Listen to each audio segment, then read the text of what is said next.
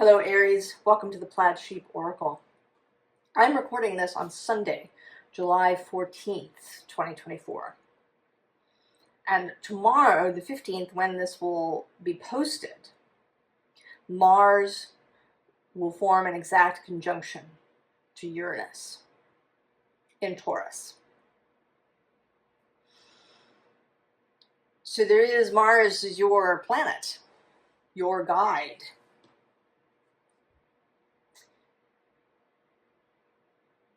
So this is a potent moment for Aries, also for Scorpio, but for Aries here. The first card coming out is this. And it seems to me, Aries, that you are looking over the edge,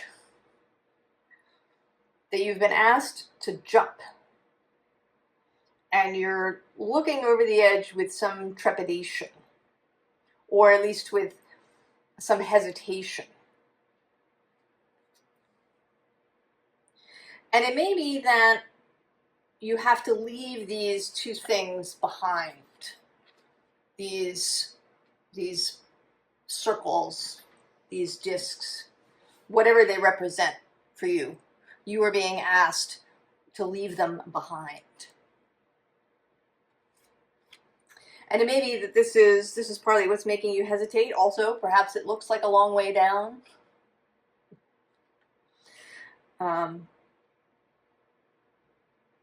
If you've ever, leapt off a rock or a dock or something into a lake or the ocean, it can seem like a long way down until you make the jump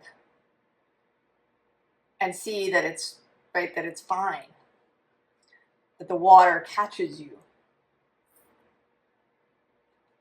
So there is this hesitation, but something that, usually I see this card, this top visible card, as something that is known to you, an underlying that is known. But I'm not sure that in this case that it is known. In part because, this figure's face is hidden. And what I want to say about this is that this smoke, this incense, this message from your wider self, from Source, has already been released. You have already breathed the incense, Aries. You have already seen something. You have already seen the reality of who you are, of what this universe really is. Even if you don't know, we can't know all the details. The real truth, I think, is so much more vast and incomprehensible to our human capacity. That we don't see it until we die and come back into fullness of non-physical. But we do see some of it. That's why we're here in this tarot reading. And maybe you have seen more now. That it is simply incontrovertible. And maybe that's the aspect of this being visible. That you have seen things, you've had experiences that keep you from really looking back completely. You cannot go back completely.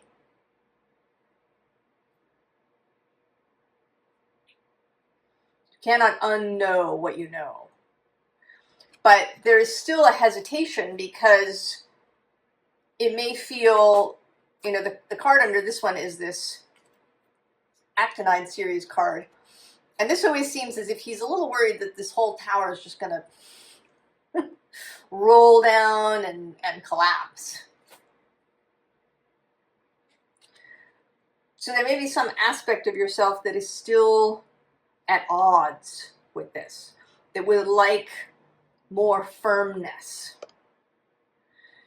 You know, to contemplate the real consequences of the quantum idea can leave you feeling, you know, unstable, like there's nothing, you know, that you don't really know anything, that there's nothing unstable. How do you continue from here? And so perhaps you've been, you know, hiding that from yourself so that you could avoid making this leap. Now, the bottom of the deck is this Krypton card. And he looks like the thinker. Rodin's the thinker. And of course, it makes me think of kryptonite.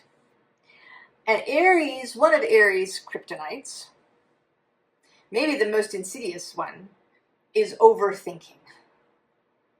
You know, Aries' guide is Mars. Mars acts. Mars does not sit around contemplating, thinking, overthinking. Mars is fire, the immediacy of fire, the response of the body.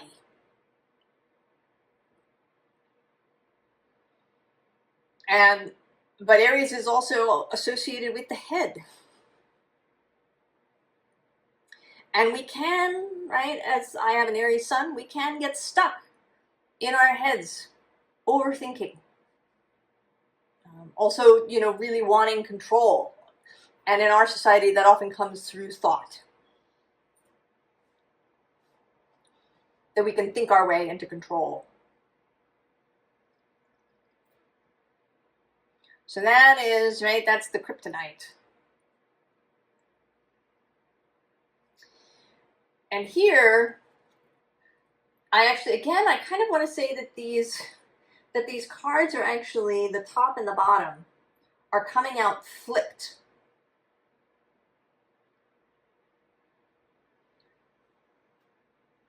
And maybe that's, I don't know, maybe that's the overthinking aspect. That you're getting mired in the thing that's underneath, or the thing that is in the past. Because here at the bottom we have the Nine of Air.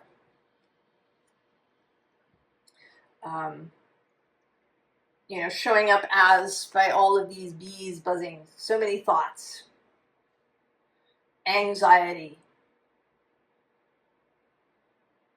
fear, right? The swarm of thoughts. And then on what is meant to be the visible end is the maze. And in this deck, the Witch's Wisdom deck, it goes backwards. The major arcana run backwards. The World card is number 1. And the Magician, who is shown sort of as a council of beings, is card 21. So this card is the Tower in this deck. And we can see the relationship there with the lightning. But you are the Tower, Aries. The Tower is associated with Mars, with action, with lightning. And here, right, Mars and Uranus, really the lightning. And what this card makes me think of is a little passage in a Terry Pratchett book called Small Gods. And at the end of the book, a character dies and he meets death. And there's this long desert. And it was part of his belief system that, you know, when you die, you have to cross a desert. Right? There's a desert. And he says to Death, what is at the end of the desert? And Death says, judgment. And then he says, which end? How great is that? Which end, right? At the end of the desert. Well, which end? The desert has 2 ends. The maze has 2 sides. What if you've already come out? What if you've already done the maze? Aries?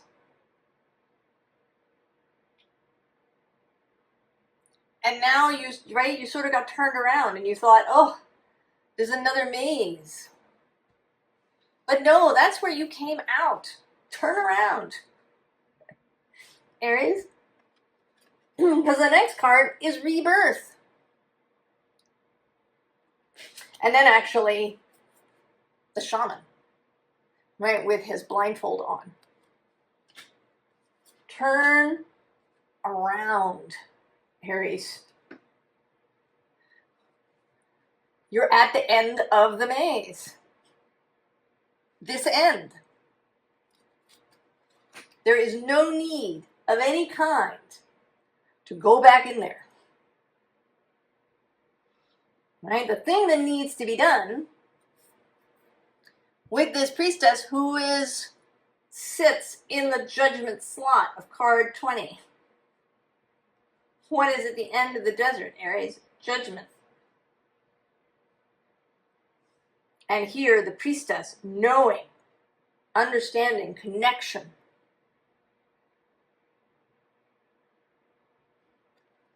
Right? The incense. You got to cross the line, Aries. You got to cross the line. No more towing the line. That's the expression toe the line isn't T-O-W, like you have to drag the line somewhere. It's T-O-E, right? That your little toes don't cross the line. Cross it.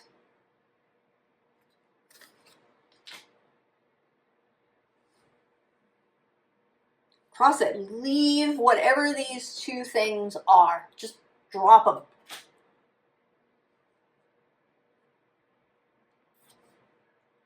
Right? So we have the Ace of Earth. Right? You cross the line into the new reality. And this particular Ace of Earth always makes me think of right, in fairy stories where the hero may get given a magical thing. Like the bag of food that never runs out. Right? A bag of resources, a kind of cornucopia that never runs out.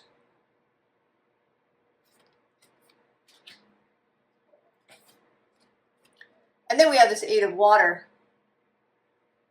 which is not so much about leaving something as it is about going towards something. These little turtles, they don't consider, even for a second, staying on the beach. Every imperative in their little bodies is sending them into the ocean. Every imperative in you is sending you across this line, Aries.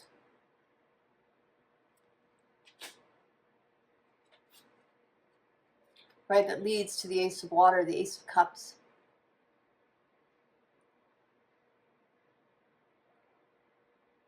To the water that really quenches your emotional thirst.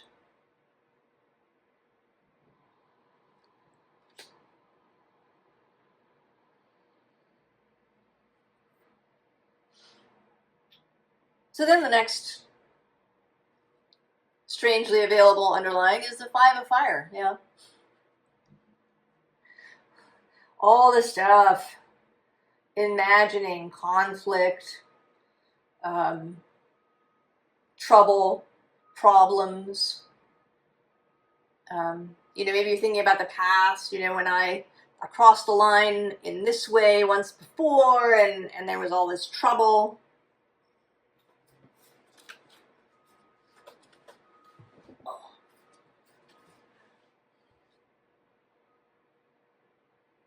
If I cross this line now, there'll be even more trouble.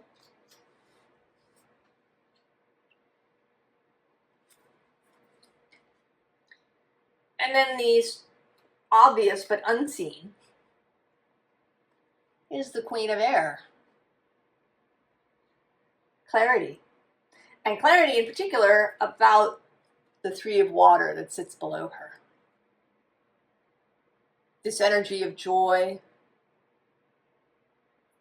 of coming together. All of this waits on the other side of the line. And you know it. That's the thing. You know it, Aries.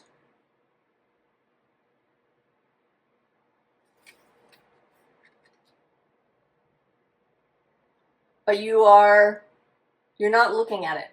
You are spending more time looking at the 5 of fire.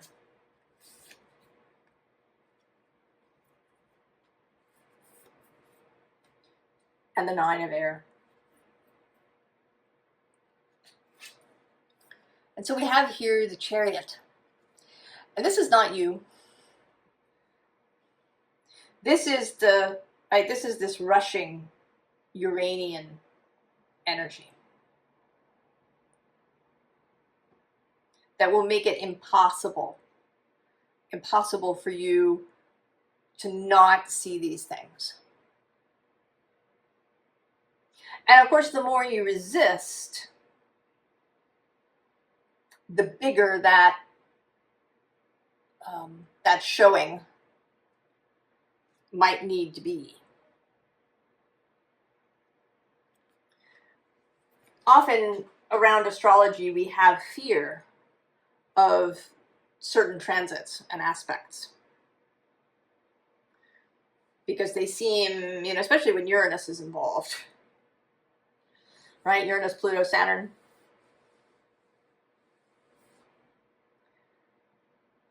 But if you kind of get out ahead of it, if you say, what is this asking of me? How do I lean into it?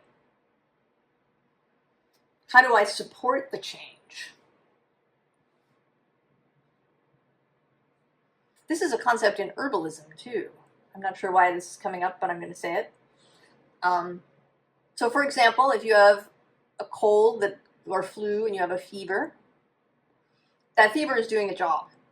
So the initial task is to support the fever. So you give herbs that are warming, like ginger. You cover people up in blankets. You want to make it easy for the body to raise the temperature. And then when that is complete, then you do the opposite. You take the covers off. You give herbs that are diaphoretic, that support sweating, so that the body has an easier time releasing that heat now that it's done with it. Whereas if you try to wrestle with that, if you try to drop the fever immediately, you're circumventing the purpose. So if you hide or resist a Uranus kind of transit, it might get painful. Whereas here, right, 3 of fire, this is you embracing this idea. I mean, actually, all 3 of these cards are here, right? 3 of fire. Then this temperance in the storm, right? There's rain here, but one can envision there might be lightning in these clouds, right? Going out, have you ever been out in a thunderstorm? Right? Felt that energy, the crackle of it.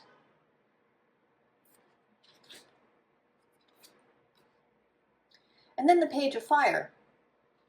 Here with more refinement, more discernment of the Queen of Air, more control. This doesn't, like, nothing has to burn down to the ground. It is not necessary to wreck your life, to burn everything to the ground in order to cross that line and embrace this new way of being, the new life that is being called for you.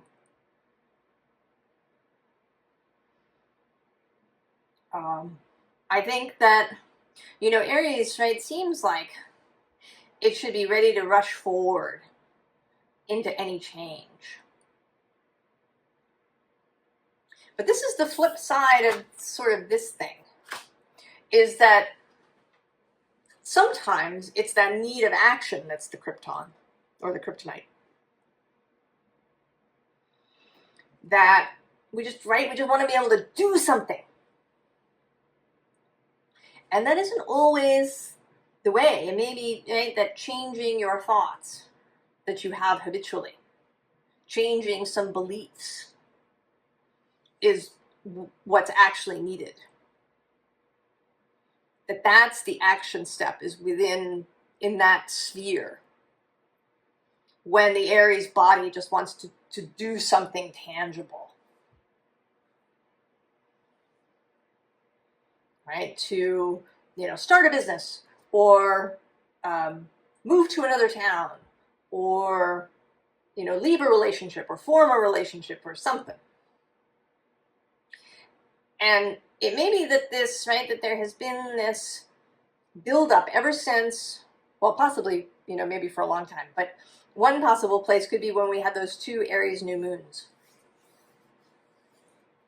And there was really this energy of, let's go! We just want to do something. But we hadn't changed our minds.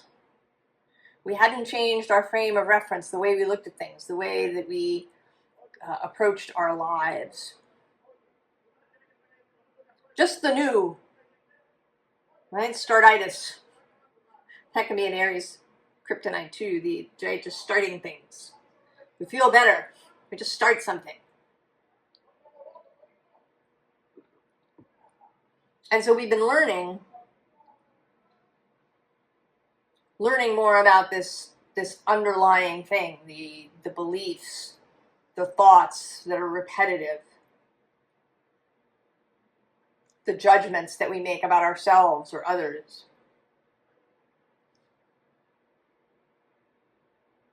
And now, as Mars meets Uranus,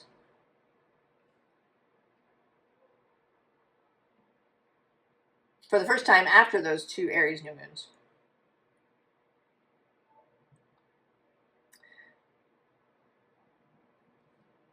right, we can finally kind of break through.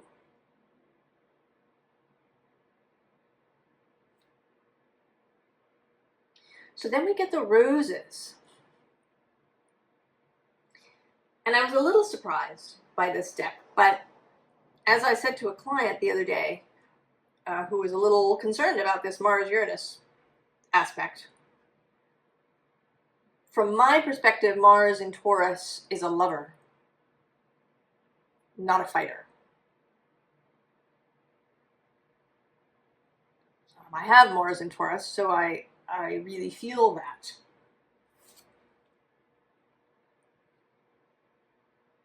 And so here in the underneath, that maybe is being seen now, is this mystic rose. Compassion, devotion, humility, humanity, grace. And what I see here, right, is these roses all over her head.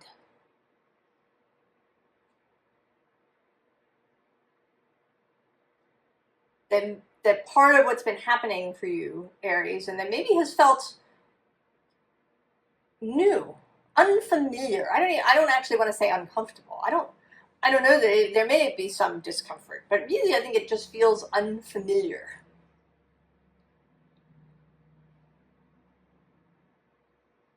To really feel compassion for self and other, right? Like really feel it. Mars meeting Uranus in Venus's house, while Venus is in Leo.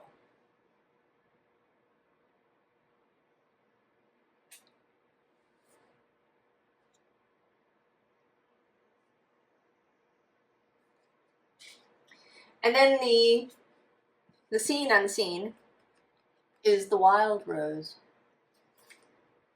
Do it your way. Embrace your uniqueness untamed. I mean, that seems, right, totally Aries.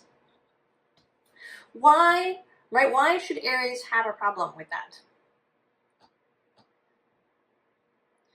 But maybe we do. Because we are not solely Aries energy. We have all this stuff that we've collected, right? Whatever it is that we're carrying it around with us. This line that we've been towing.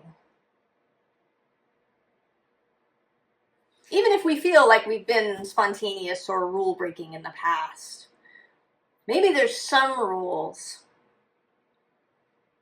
that we wouldn't touch, some lines that we were never, up until this moment, prepared to cross, to really be the wild rose.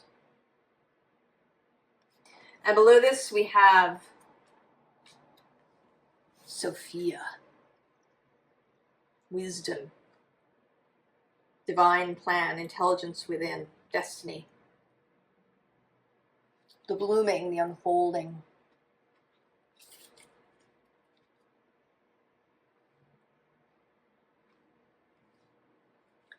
And then the child within.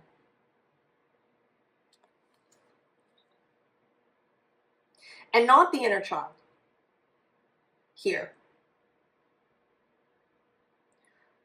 but the new thing that wishes to be born.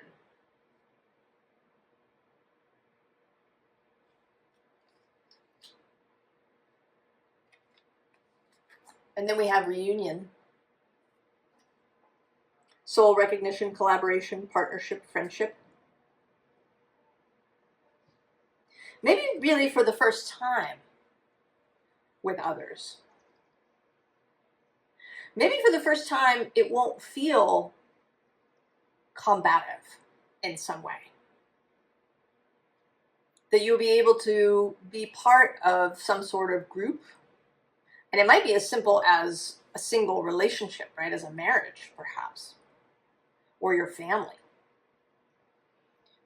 Where you won't feel the need to defend your position. Or attack anybody else's.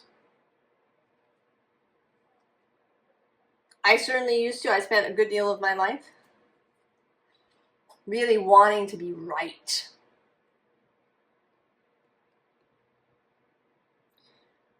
And at some point, that started to change for me. And now I really don't care. I mean, I know what I know. And that's enough.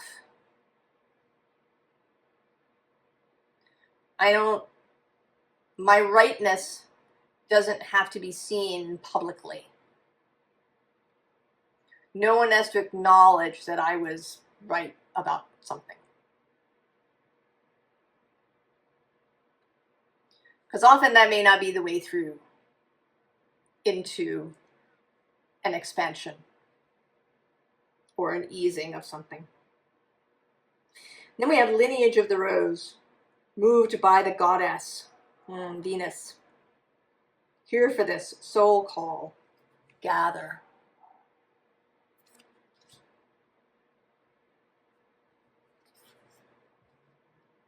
And then the Holy Grail. Stop the endless searching. Don't go back in the maze. Don't go back in the maze. You are done with the maze.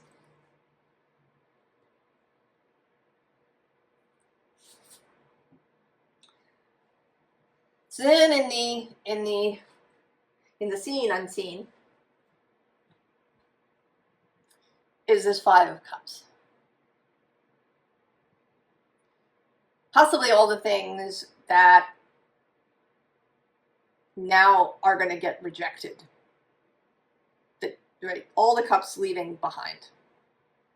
And there may be some sadness associated with that. But that's okay. Right? This isn't a particularly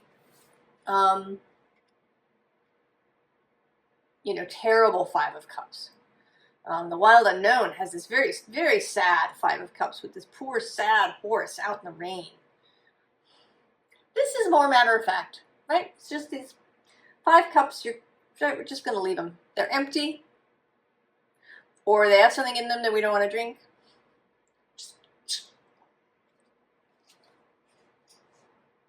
And then in the unseen scene is the Knight of Cups with the new cup. the cup that has things, right? That's filled with what we do want. And he's on the other side of the line, extending this cup to you, Aries. And then below him, interestingly, is the Knight of Wands. So taking this cup doesn't mean that you're going to put your fire out.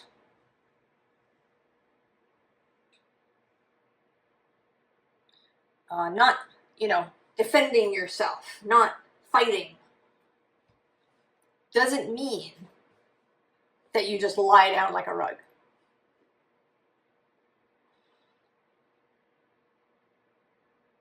And actually below that, we have the Ten of Pentacles. So then, right, this is a very simple little sequence. Ten of Wands, right, putting everything down, which gets us the Ace of Pentacles, which leads to an even greater transformation in this new space, which leads to love and the Two of Cups.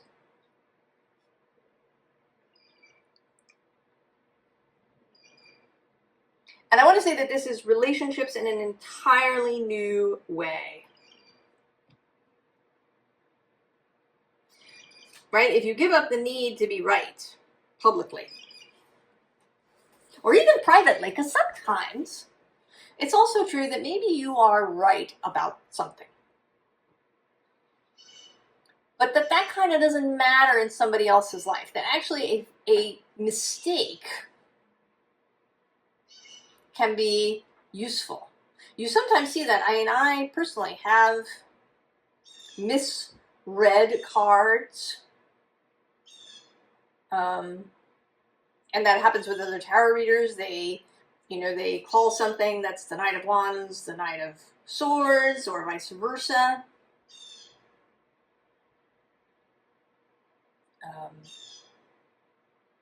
And we misread something, but the misreading is fine because it's appropriate, right? It gets the message across in the way that's intended. The exact factual nature of the card is not what's important. So rightness is not so important. People don't have to, know that you were right in order for you to live a wonderful life.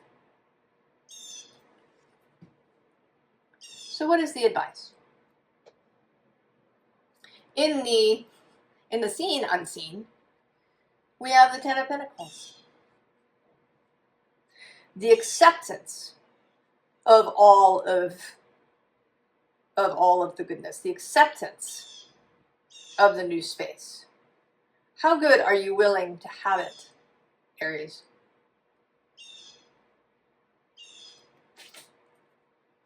And then in the unseen scene, the Hierophant.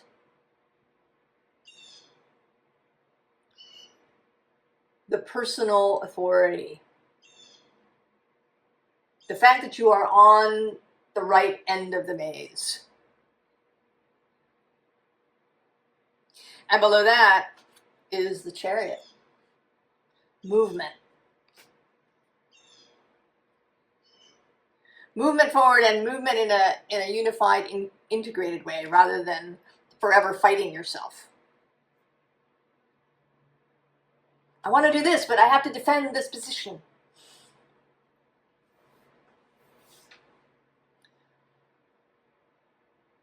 I want to, feel like I'm in this beautiful communion relationship, but I always have to have my own way. Or if I don't want to be attached to somebody, or I don't want to lose myself.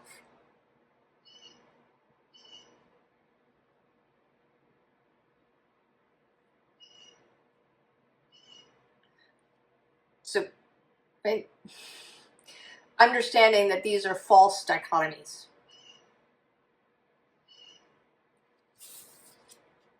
Two of Swords, choose. Go, cross the line.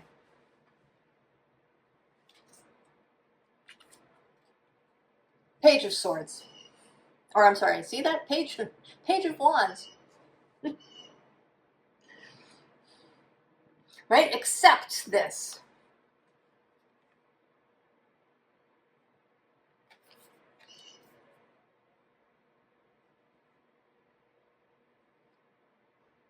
Be willing to learn a new way of handling your fire.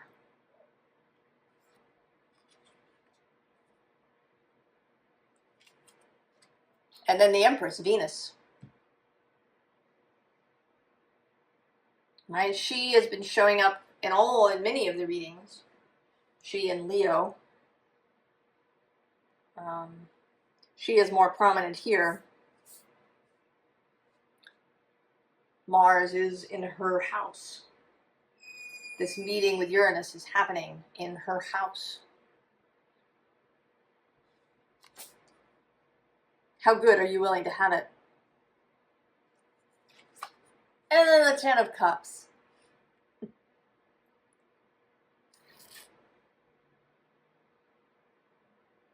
The Ten of Cups. All the things. Emotional fulfillment. Right from the Ace to the 10. How good are you willing to have it, Aries? Are you willing to be in a space where you don't have to defend yourself? Can you find another reason for your fire?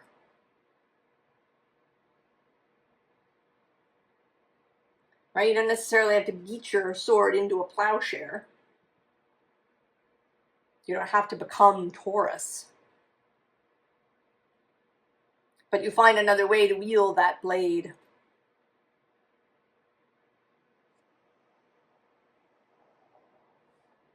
That is more expansive and generative, that isn't, right, that's not really about combat, where you have to defend something to the death.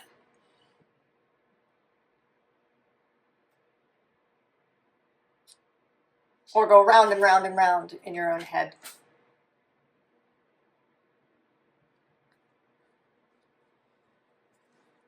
So I asked for a little, right, initially for clarifier for this, to just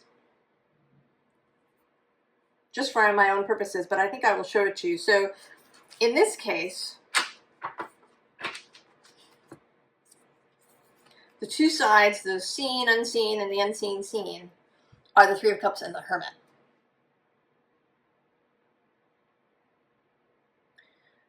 That it is possible to do both things. To be with others in relationship and to follow your own conscience, your own counsel, that these things are not mutually exclusive. And then the cards that came out, we start with this Eight of Pentacles, which is today this laboring energy, this going back through the maze again, this overthinking. And what follows that is the World. Just right, crossing the line.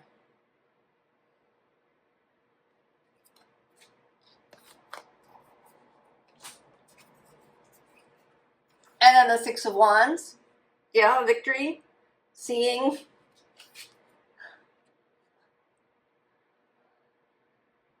Seeing the power that's available. Reveling in the storm.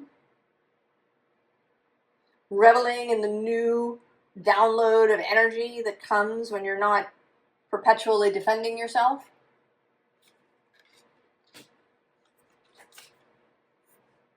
And then death and rebirth.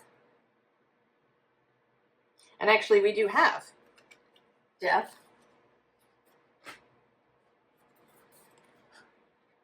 And rebirth, of course. With the new, right, the new vista.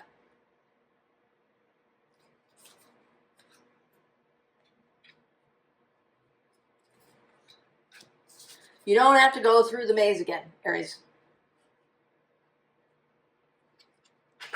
You are at the end of the maze. This end is great.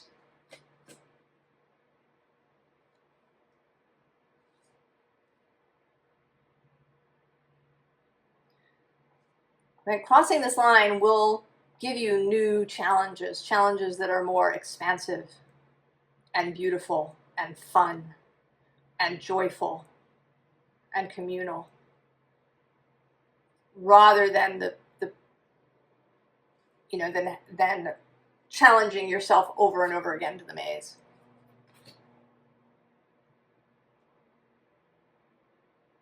I wish you the very, very best, Aries.